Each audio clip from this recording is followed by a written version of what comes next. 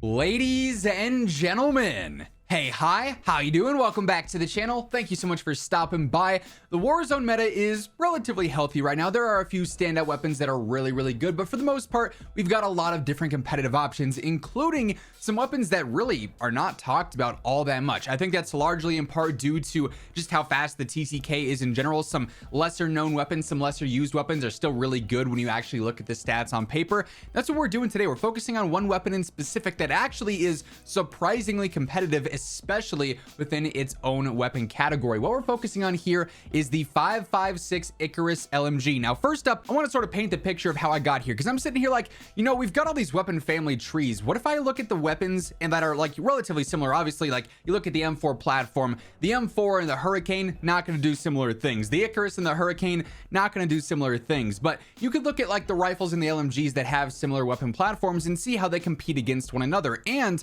lo and behold, when I look at the TTK graph here on True Game Data, as always, shout out to Tony, the Wizard of Warzone. We're looking at combination shots on 250 HP, and I mean, the graph pretty much speaks for itself very clearly here. The M4 and the Icarus are competitive through 45 meters, which is not all that much, especially for weapons that you're primarily using in mid to long range. And then after that, the Icarus is the clear winner. Like, its TTK is wildly better than the M4. You know, I thought about doing this with other weapons like the AUG variants and whatnot, and when I compared them, their TTKs were not very good. So the Icarus is a clear standout weapon here, and I want to go ahead and I want to break it down versus the other LMGs, the top tier options in that category. So here we got 5 weapons, since that's the max here on True Game Data. You'll notice I got the Icarus, obviously, the HDR 5.6 or the AUG LMG version, the RAP, the SACN, and the RPK. You'll notice I don't have the RAL on here, and that's just because it's still the #1 TTK LMG, pretty much the #1 TTK weapon in the game. No point in arguing that when it's clearly going to win every single time. But I wanted to look at the more competitive options here, and we actually get a very interesting graph. Again, we're looking at combination shots on 250 health,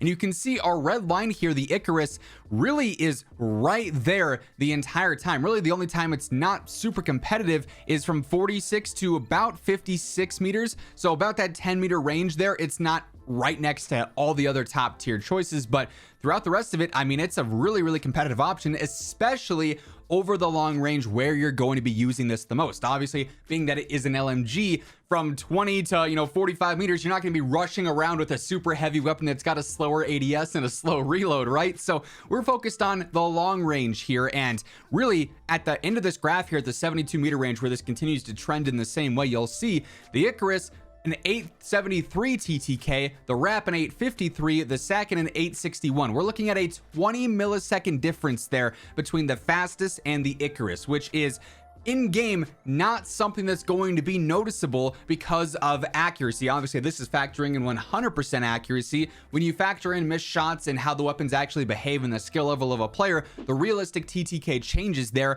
And something else that's important to note is that on something like the RAP H meta build, we don't use a barrel to extend the range. On the Icarus here, which we'll see in a moment, we would use a barrel to extend the range, which would then make this even more lethal over that long range. So this is a weapon that really, like I said, is wildly underutilized.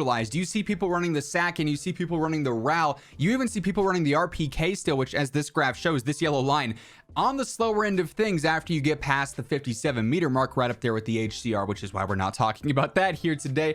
But the Icarus absolutely stood out to me the most here as a weapon that absolutely can hold its own with some of the best meta conversation guns, but a lot of players are currently overlooking it. So let's go through, let's break down the best setup for the Icarus so you guys can dive into a match with it and see how you like it. So quick reminder as we get into these setup here, if you guys are new to the channel, I'm your one-stop shop for all things going on in COD, whether it's meta updates, news, gameplay changes, whatever the case may be, I got you covered on a daily basis. So feel free to hit that subscribe button, turn on those post notifications, and if you guys enjoyed this video, let me know by dropping a like on it as well, would be really appreciated. But this is the general Icarus loadout that I've got built here that after testing in game, really liking the feel of this, and it's one that's really going to thrive over long range because of what we add on here. So first up, the optic is totally a preference thing. If you like a 3.4 times, if you like a hollow therm, if you like a red dot, a blue dot, the AIM-OP V4, use whatever optic you are the most comfortable with. Just make sure you're tuning for that furthest eye position for the minimal visual recoil and the slightly faster ADS speed there, because that's pretty much just free stats, right? This does have a 75 round mag on it, which I think is decently sufficient. The fire rate here is pretty quick, so you will reload often, just like you would with most other aggressive weapons. I don't feel like jumping up to 100 is absolutely necessary here. You could certainly experiment around with this if you're very comfortable with how the weapon behaves and feels in terms of recoil, but for me, 100 is not necessary. I'd rather utilize a different attachment somewhere else so I could get better range or better velocity, which is exactly what I'm doing. I got high velocity on here. We're of course tuning for the better velo and the better damage range as well. So this is gonna again make it even more lethal and even more consistent in that mid to long range where it's already a super close race between the other meta LMGs. I've got the Edge 47 underbarrel on here, which will help out with that control, just make this thing super easy to consistently land shots with over range, better stability and stabilization on those tunes.